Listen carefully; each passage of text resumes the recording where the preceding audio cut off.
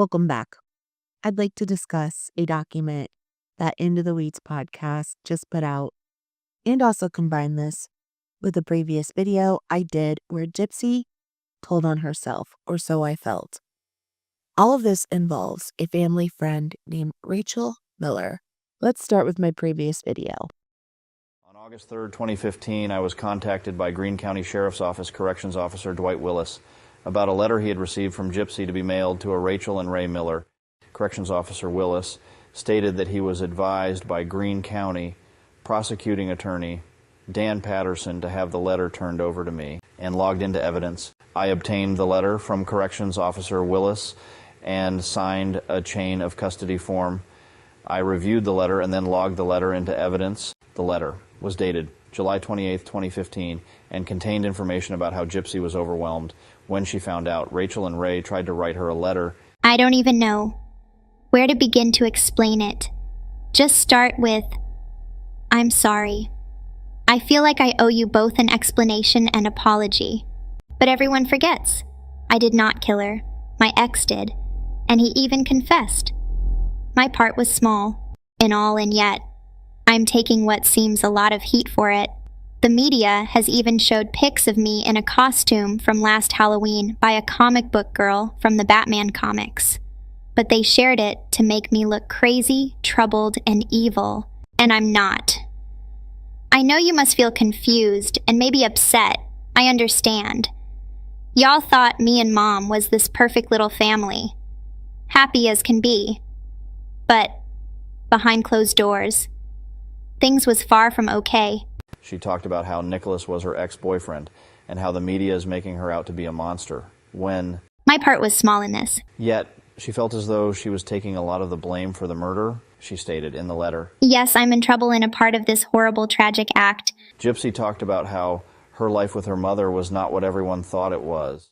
She talked about how she was not sick and she was very healthy. She claimed to not remember what had happened because of the medication she was on. She talked about the relationship she was building with her biological father and about how she would be able to stay with him when she gets out of jail. The letter did not contain anything else pertinent to the homicide case.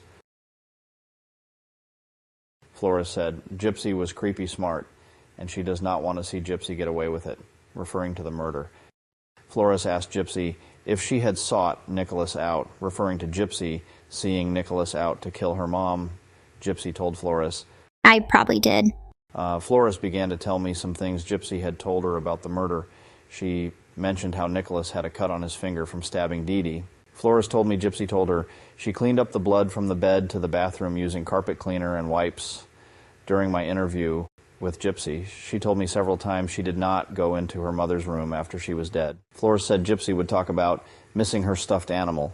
Flores said Gypsy's attorney went to Louisiana to visit Gypsy's family. Flores mentioned how Gypsy told her more than one occasion that I am going to get away with this, referring to the murder. Gypsy told Flores what Nicholas was saying when he stabbed Dee Dee. Flores said Gypsy told her Nicholas was saying, you are going to be dead before this happens, while he was stabbing Dee Dee. Now I'm going to read the supplemental report about the interview with Rachel Miller.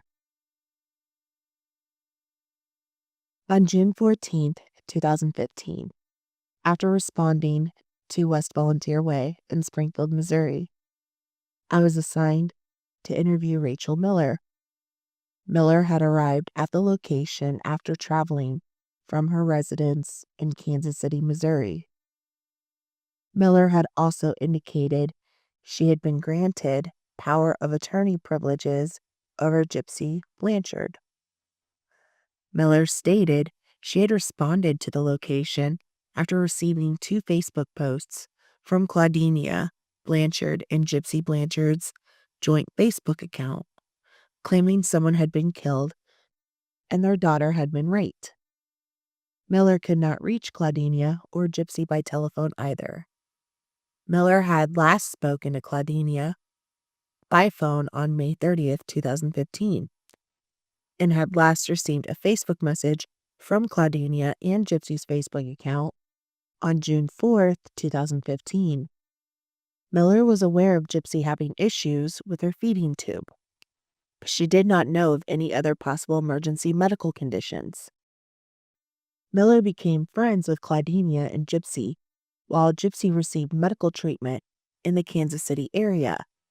Miller worked for Hope Lodge, where Claudinia and Gypsy would stay during Gypsy's time of treatment.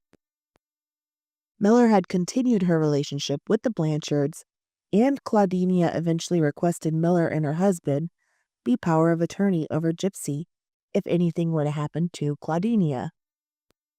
Claudinia had told Miller that Gypsy's father resided in Louisiana and wished to have nothing to do with Gypsy's life. Miller also noted that Claudinia had recently complained about a male harassing Gypsy at a local movie theater in April or May of 2015. Claudinia claimed she had reported the incident to local law enforcement, but Miller doubted Claudinia followed through with the report. The male later sent Gypsy flowers to the residence at the Blanchards. Claudinia had also complained about her neighbor Debbie.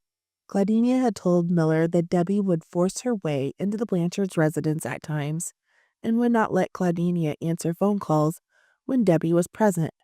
Claudinia also believed Debbie's son, who had not been nice to Claudinia and Gypsy in the past, had recently stolen medication from the residence. Miller elected to stay at a local hotel until Gypsy and Claudinia were located. Miller also agreed to meet with me the following morning to provide me with a copy of power of attorney documents in the case something had happened to Claudinia, as Miller believed Gypsy was still a juvenile. On June 15, 2015, Miller met with me at the Greene County Sheriff's Office, where she provided me with a copy of the aforementioned power of attorney documents. Please remember to drop your thoughts below in the comments section. And as always, if you wish to see more from me in the future, please comment, like, and subscribe, and consider sharing this video out. Also, don't forget, go give Into the Weeds podcast a like and a subscribe as well, as they are continuing to put out more. Thank you and have a great day. See you at the next one.